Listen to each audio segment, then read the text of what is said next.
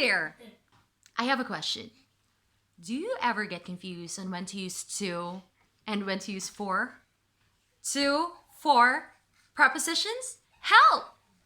Those tiny words that gets into the middle of everything. That actually causes a lot of troubles, headaches, and confusions.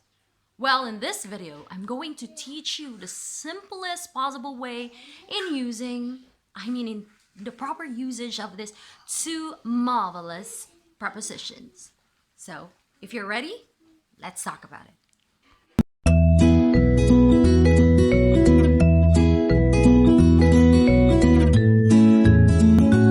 Hi everyone! So, to and for prepositions.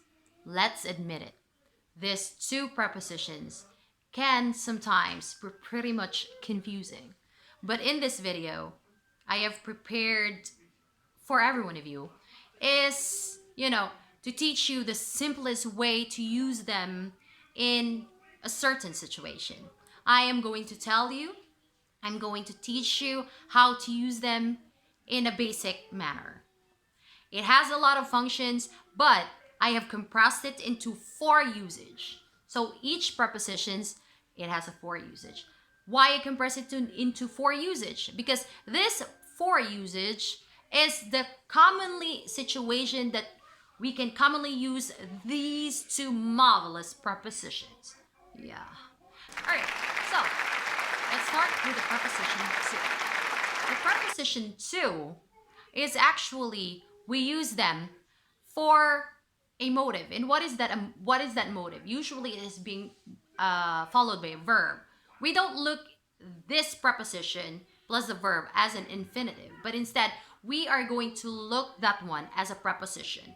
Okay. The first usage is when we're talking about direction or destination, but sometimes this preposition to implies movement from one place to another. Okay. Now let's take one good example. I came to New York to work. You see, sometime in the past, I was living actually in a different place. I decided to go to New York to work. So there is a movement from one place to another. And there is a motive. And what is that motive? To work. Get it? All right. Now, next example. I am sending this letter to my mom. So, the letter you're sending, there is a movement, and the direction is to my mom. That's the first usage of the preposition to. Now, let's move on to the second usage. When we are talking about time or point of time, from one time to another. Let's take first the time. It's 7:45. Get it? Next one. The grocery store is open from 8:30 a.m. to 8:30 p.m. Yes. All right. Now, another usage for the preposition to. The third usage is when we're talking about preference. When you say preference, it's like you're telling somebody that I prefer something to this. Okay? Let's take one good example. I prefer coffee to tea. Yes, I love coffee actually. My favorite is cappuccino and macchiato. Do you prefer chocolate cake to strawberry cake? You see that? When we're trying to suggest a preference, you use the preposition to, my dear, it's to.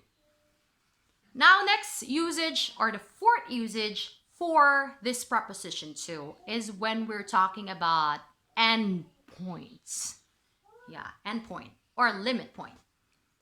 The plane ticket's price is up to $250. So up to, until $250. Next example, the snow piled up to the roof, meaning it reaches to the roof.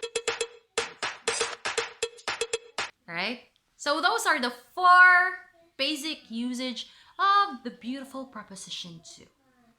I hope you still remember that, guys. Don't forget to put that in your notepads. And make some beautiful sentences and try to, if possible, put your beautiful sentences with this preposition to on the comment box. All right? Okay, now let's go to our next preposition.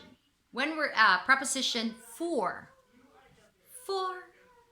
1, 2, 3, 4. For, preposition for has its 4 functions also. The first one is when we're talking about benefits. For example, exercising every day is good for our health. Yeah, it's really good for our health. Another example. Eating green leafy vegetables is good for digestion. It's true. Yeah. So it shows in these 2 sentences that we have here the benefit of doing something. So you use for to imply a benefit or suggest a benefit. Next usage for the preposition for is when we're talking about duration of time, or from the starting point of time up to the end point of time. One good example is this. I have been living in San Francisco for 10 years. So there is the duration of time of living in San Francisco. Get it? Or you can say, I have been studying French for 3 months already. Duration of time. Next usage is when we're talking about